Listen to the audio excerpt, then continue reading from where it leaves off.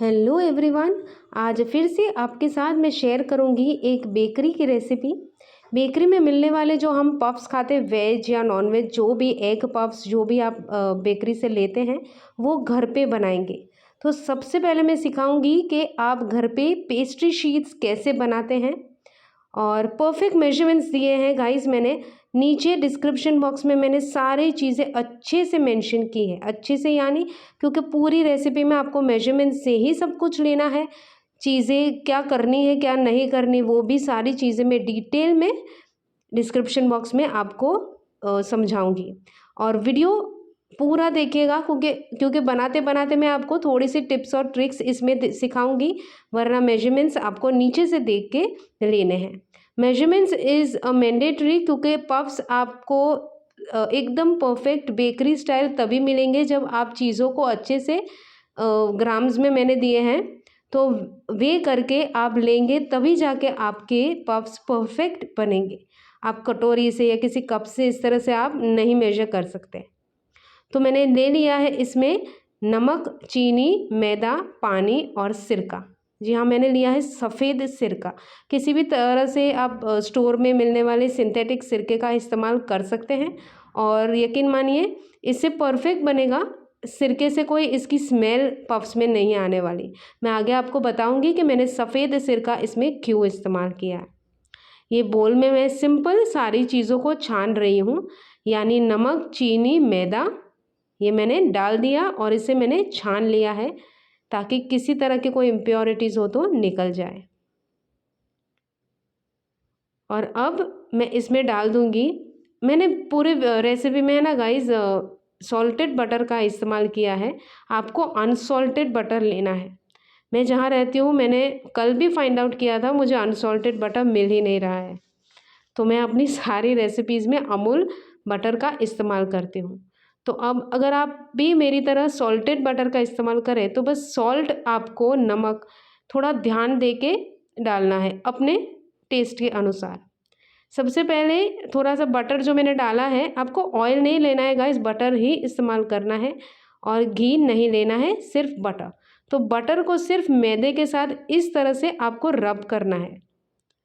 और अब मैंने डाल दिया है इसमें सफ़ेद सिरका और पानी।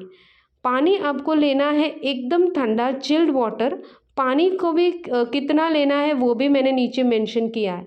आपको आटा नहीं गूंदना है, एक प्रॉपर आटा गूंदना है।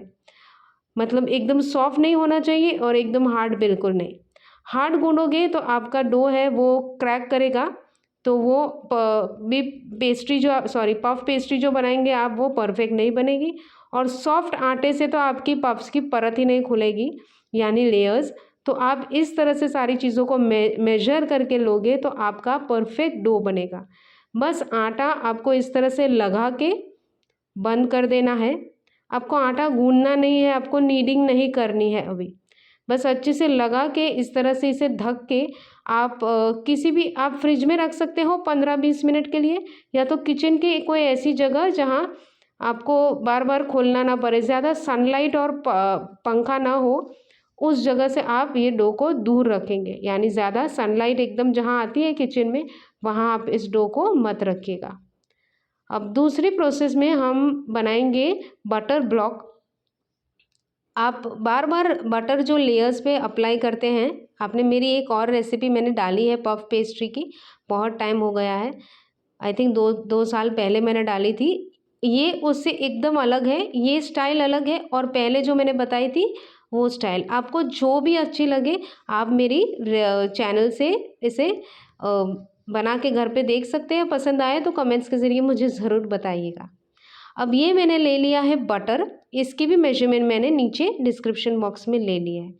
अब ये देखिए बटर आपको कैसे लेना है, आइस कोल्ड बटर होना चाहिए, मतलब नॉर्मल। अब मैंने तो ये बाहर से ही लिया है, मतलब किचन के प्लेटफॉर्म पर मैं रखती हूँ। तो ये देखिए ठंडक है तो इतनी मतलब जमी हुई है बटर। मेल्टेड बटर नहीं लेना है और फ्रीज़र से निकाला हुआ बटर नहीं लेना है। बस ऐसा बटर लेना है जो अच्छे से आप अप्लाई कर सको। अब इसमें डाल दिया है मैंने बहुत ही थोड़ा मैदा।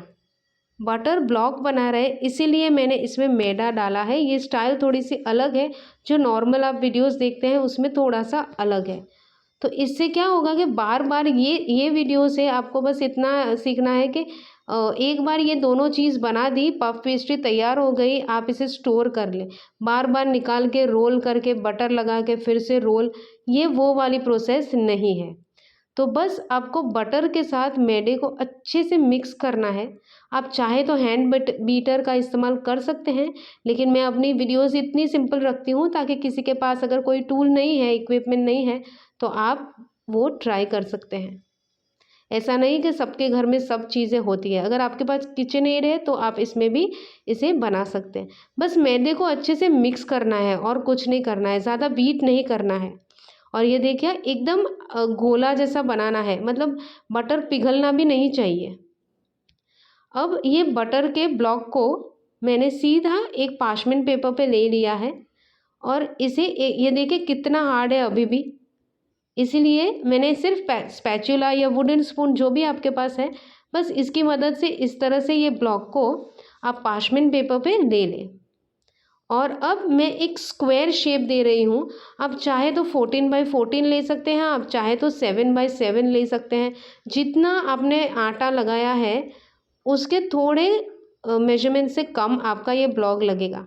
अब मैंने जितना भी डो बनाया है उस हिसाब से मैंने यहाँ 14x14 का एक मेजरमेंट करके अपने पार्चमेंट पेपर पे ले लिया था और मैंने एक स्क्वायर, इसे ऐसे ही हाथ से दबा के एक स्क्वायर शेप दे दिया था।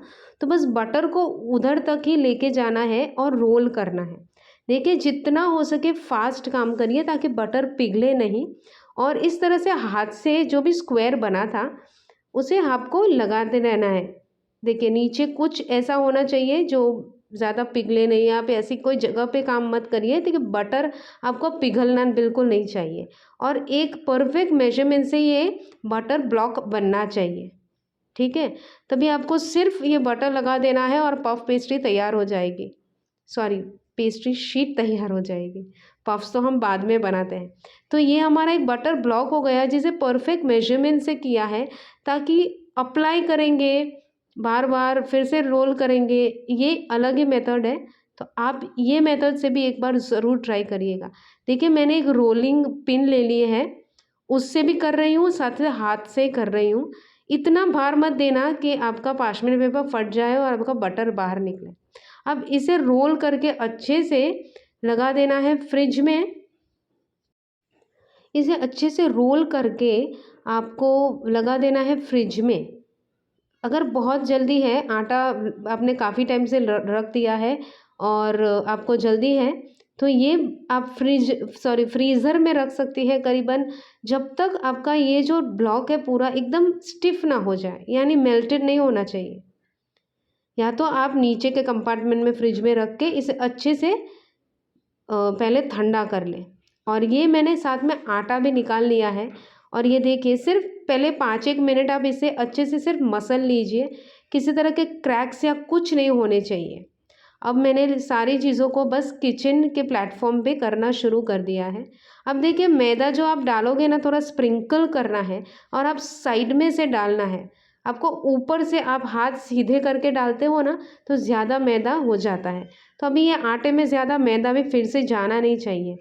बस इसे रोल करने के लिए और आटा हमारे नीचे के प्लेटफॉर्म पे स्टिक ना हो जाए, बस उतना ही आटा लगा के इसे अब बेलेंगे। तो जितना मैंने आटा लगाया है उस हिसाब से मैं बेलूँगी। तो अभी अभी पहले पोर्शन में मैं बेलना स्टार्ट करूँगी। तो मैंने करीबन 15x30 का एक शीट जैसा बनाया है। आप अपने अनुसार ले सकते हैं, मैं इसलिए बोल रही हूँ ताकि सारी चीज़ों को अच्छे से मैंने स्टडी किया आपके लिए लिख के, इसके बाद ही ये रेसिपी मैं आपके साथ शेयर कर रही हूँ। देखिए डो इतना परफेक्ट है कि बिल्कुल भी बेलते समय चिपक नहीं रहा है, ना ही रोलिंग पिन से स्टिक हो रहा है, ना ही हाथ में लग रहा है।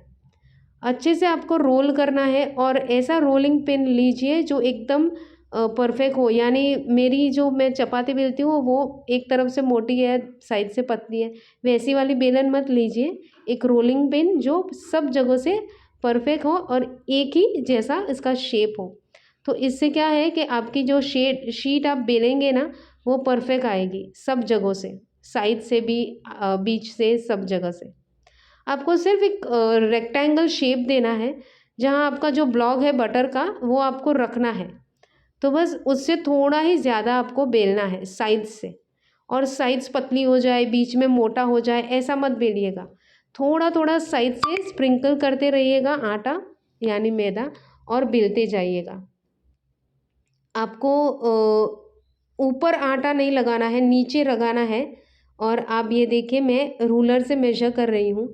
आपको परफेक्ट मेजर करने भी ज़रूरत नहीं है, बस मैंने ये जो ब्लॉक बनाया था उससे थोड़ा ही साइड्स आपको लंबा करना है, और साइड्स भी इसकी थोड़ी सी आपको ज़्यादा लेनी है, और एक रेक्टेंगल शेप देना है। ऐसा नहीं कि आपने बस गोल बेल दिया और आपने रख दिया।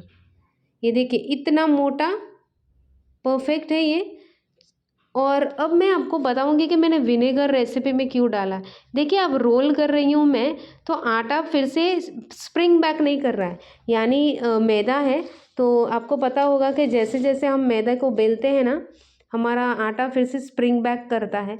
तो बस विनेगर डालने का यही एक रीज़न था कि आप जैसा शेप लगाना चाहते हो ना, वैसा ही आप बेल के इसे तैयार कर सकते हो।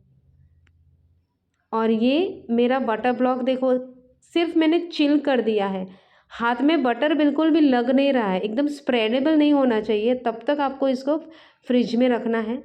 ये बटर ब्लॉक को मैंने बीच में लगा के साइड्स को बस हाथों से पिंच करते बंद कर दिया है, और कुछ नहीं। एकदम सिंपल तरीका है, बीच में लगा दिया। अब बार बार आपको बटर लगाने की ज़रूरत नहीं है। बस अब आराम से आपको थोड़ा थोड़ा मैदा स्प्रिंकल करना है। देखिए, साइड्स पे मैं स्प्रिंकल कर रही हूँ, और ऊपर सिर्फ हाथ लगा रही हूँ। थोड़ा थोड़ा आटा ऊपर से भी निकालते जाइए, क्योंकि अगर जितना आटा आपको बीच बीच में आप लगाते जाएंगे ना, तो तब भी आपकी लेयर्स पफ की खुलेगी नहीं। हाथों से इस तरह से पहले जो बटर है ना, मैंने उसे हाथों से थोड़ा बेलना ज़रूरी समझा। अगर आप तुरंत इस पे बेलन डाल दोगे, रोलिंग पिन, तो बटर बाहर निकलेगा, और आटा एकदम ठंडा होना चाहिए। ये देखिए, धीरे धीरे मैं रोल कर रही हूँ और फिर से एक रेक्टेंगल बनाऊंगी। पहले मैंने बटर ब्लॉक डाल के सिर्फ एक बार ही इसे फोल्ड किया था, और अब देखिए इतना मोटा है। और ये देखिए साइड में से बटर निकल रहा है। मैंने जानबूझ के यहाँ थोड़ा सा ज़्यादा लगाया था, क्योंकि ये एक दूसरी टिप है कि भाई आपका बटर अगर निकल रहा है, ज़्यादातर लोगों का निकलेगा ही अगर आप बिगनर हो तो आपको क्या करना है, थोड़ा सा इसके ऊपर मैदा डाल सकते हो, या तो क्या कर सकते हो, जो निकला हुआ हिस्सा है ना बटर, उसे अंदर फोल्ड कर देना है इस तरह से, ठीक है। और हाथों से दबाते दबाते आपको एक रेक्टेंगल शेप देना है। देखिए, मैं खींच भी रही हूँ, मैदा है तो आटा आराम से आप खींच के भी अपना शेप दे सकते हो। और ये दूसरा हिस्सा इसके ऊपर जाएगा। तो आप देख रहे हो किस तरह से किया, ज़्यादा बेलन का इस्तेमाल नहीं किया, और ज़्यादा भार दे के भी आपको इसे रोल नहीं करना है। और ये मैं ना पहली बार मैंने रोल कर दिया है। बस इसे इस तरह से खाली एक लेटर फोल्ड दे दिया है, और अब क्लिंग रैप करूँगी, और मैं ये फ्रिज में रख दूँगी करीबन इसे 15-20 मिनट के लिए, या जब तक पूरा आटा अच्छे से सेटल ना हो जाए, स्टिफ ना हो जाए। क्योंकि फिर से आप रोल करेंगी तो आटा अगर सॉफ्ट होगा ना, तो फिर से सारा बटर निकल जाएगा, क्योंकि हमने इसे एक ही बार बटर ब्लॉक लगाया है। तो आसान तो है, लेकिन थोड़ा संभाल के आपको रोल करना है, और हर बार टेम्परेचर का बहुत ही ध्यान रखना है। टेम्परेचर यानी आपका डो जो आप बेलोगे वो एकदम ठंडा होना चाहिए, बिल्कुल भी गर्म या सॉफ्ट नहीं हो जाना चाहिए। तो अब इसे हम फ्रिज में रखेंगे, इसके बाद फिर से एक और बार हम इसे रोल करेंगे। अब ये देखिए, अब जहाँ भी काम करें ना, ध्यान रखिए कि वहाँ ज़्यादा गर्मी ना हो, और ये आटा एकदम सॉफ्ट नहीं हो जाना चाहिए। तो इसे मैं फ्रिज में रख दूँगी 15-20 मिनट के लिए, तब तक ये अच्छे से सेट हो जाएगा। और ये देखिए 15-20 मिनट के बाद हमने पहले इसके 2 फोल्ड्स किए थे, हमने एक बार फ्रिज में रखा था। अब हम फिर से इसे बेलेंगे। देखिए, कहीं से भी बटर बाहर नहीं निकला है, इसके 2 कारण हैं, अच्छे से बेला है, आटा सबसे पहले जो आटा लगाया था वो परफेक्ट लगाया था, और सेकंड चीज़ के फ्रिज में अच्छे से ठंडा करना है बार-बार आपको डो को, उसके बाद ही आपका डो बीच में बिल्कुल भी सॉफ्ट नहीं हो जाना चाहिए, वरना बटर डेफ़िनेटली बाहर निकल जाएगा। थोड़ा-थोड़ा आटा स्प्रिंकल करना है, और जब आप फ़ोल्ड करते हैं तो ऊपर से आटा फिर से हाथों से निकाल दीजिए। बीच में आटा नहीं जाना चाहिए। आटा सिर्फ़ नीचे इसलिए लगा रहे ताकि रोल करते समय नीचे मैदा है तो स्टिक ना हो जाए किचन प्लेटफ़ॉर्म पे, और जितना हो सके आराम से बेलें, धीरे-धीरे बेलें, और इसी तरह से 1-2 फ़ोल्ड करते जाइए। अभी बटर नहीं लगाना है, एक बार में बहुत सारा बटर हमने लगा दिया है।